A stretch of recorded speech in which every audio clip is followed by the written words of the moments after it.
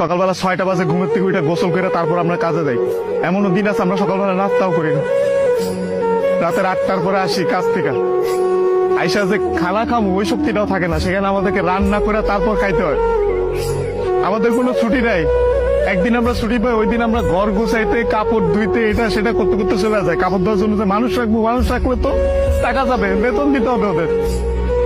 ওই টাকাটা বাসায় আপনাদেরকে পাঠাই, তারপর ওইটা দিয়ে আপনারা ফুটানি বানান। এই যে ইস্ত্রি করা, এই যে ভাজ আলা কাপড় বেড়া ঘুরেন।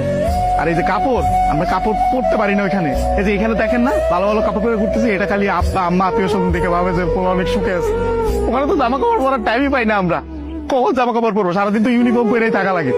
রাতের বেলা খানা খাওয়ার পরে এই যে 5টা মিনিট মা বোন বাপের সাথে কথা বলি, ওইটাই আমাদের জীবনে সারাদিনের সুখ। সারাদিন কষ্ট করে ওই যে 5টা মিনিট মায়ের সাথে কথা বলবো, এটার জন্য 16 ঘন্টা 18 ঘন্টা করে আমাদের চাকরি করা হয়। বুঝবেন না আমাদের কষ্ট। আমরা হয়েছে পৃথিবীর সবচেয়ে বড় মৃত্যু, কারণ আমরা উঠতে উঠতে মিথ্যা কথা বলি। মা যত জিজ্ঞেস করে বাবা খাইছ না, বলি খাইছি। কি বলবো, আর তো বলতে পারবো না। মা যখন জিজ্ঞেস করে কেমন আছিস বাবা, বলি ভালো আছি। অসুখ হইলে ডাক্তার দেখাই না, ডাক্তাররা অনেক টাকা দেওয়া লাগবে। মা জিজ্ঞেস করে বাবা ডাক্তার দেখাইছিস, ওষুধ খাইছিস, বলি যে খাইছি। কিছু বলার নাই তো, মিথ্যা বলো ছাড়া কোনো উপায় নেই।